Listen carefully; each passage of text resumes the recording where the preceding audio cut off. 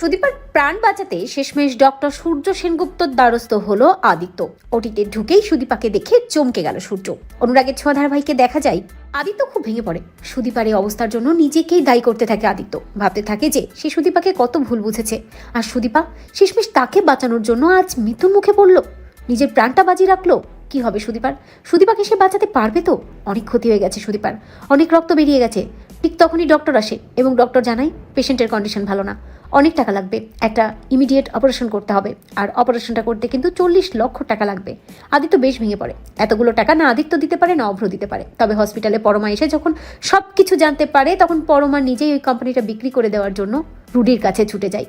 তবে রুডি এতটাই শয়তান যে রুডি কোনোভাবেই ওই কোম্পানিটা কেনে না, কারণ রুডি তো চায় সুদীপা মরে যাক। রুডি ভাবতে থাকে যে যেহেতু সুদীপা আঘাত পেয়েছে, সুদীপা যেন মরে যায়, আমি টাকা দিলে তো অপারেশনটা হয়ে যাবে, তাই আমি টাকা দেবো না। রুডি পরমাকে বলে দেয় এই কোম্পানি শেয়ার কিনতে পারবে না, অনেক ঝামেলা হয়ে গেছে, এরপর আর সে এই কোম্পানির মধ্যে ঢুকবে না। সুদীপাকে কিভাবে বাঁচাবে পরমা? পরমা খুব আপসেট হয়ে যায়। পরমা রুডির বাড়ি থেকে বেরিয়ে পড়ে। পরমা রাস্তা ধরে হাঁটতে থাকে আর ভাবতে থাকে সে এখন কি করবে, কিভাবেই বা সে সুদীপাকে বাঁচাবে।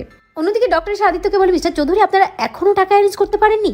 আদিত্য ডক্টরের হাত ধরে বলে, ডক্টর প্লিজ আপনার সব টাকা আমি দিয়ে দেবো, আপনি অপারেশনটা করুন। ডক্টর আদিত্যকে বলে, মিস্টার চৌধুরী অপারেশনটা আমি করতে পারবো না, অপারেশন করবে একজন বড় ডক্টর, ডক্টর সূর্য সেনগুপ্ত। আপনারা চাইলে তার সাথে কথা বলতে পারেন। সূর্য নিজের রুমে থাকে। আদিত্য ছুটে যায় সূর্যর কাছে, সূর্যের হাতে পায়ে জড়িয়ে ধরে বলে, স্যার প্লিজ আমার স্ত্রীকে বাঁচান, আমার স্ত্রীর জীবন আপনার উপর নির্ভর করছে, আমি আপনার সব টাকা দিয়ে দেবো, অপারেশনের যত কষ্ট আমি সব দিয়ে দেবো।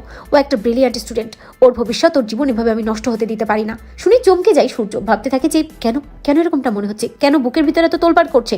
কে ওই মেয়েটি? না আমাকে ওকে বাঁচাতে হবে। দীপা বেঁচে থাকলে ঠিকই মেয়েটির পাশে দাঁড়াতো। মেয়েটি একটা ব্রিলিয়ান্ট স্টুডেন্ট, আমাদের গর্ব।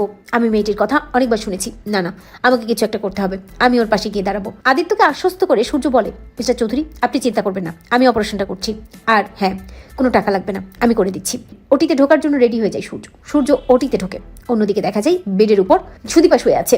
সূর্য যখনই ওটির মধ্যে ঢোকে সুদীপাকে দেখে সূর্য চমকে যায়, কারণ দেখতে তো হুবহু দীপার মতো। সূর্য ভাবতে থাকে আমি কাকে দেখছি, এ তো দীপা, আমার দীপা। সূর্যর হাতটা কাঁপতে থাকে। অন্য ডক্টর সূর্যকে বলে, ডক্টর সেনগুপ্ত আপনি ঠিক আছেন তো?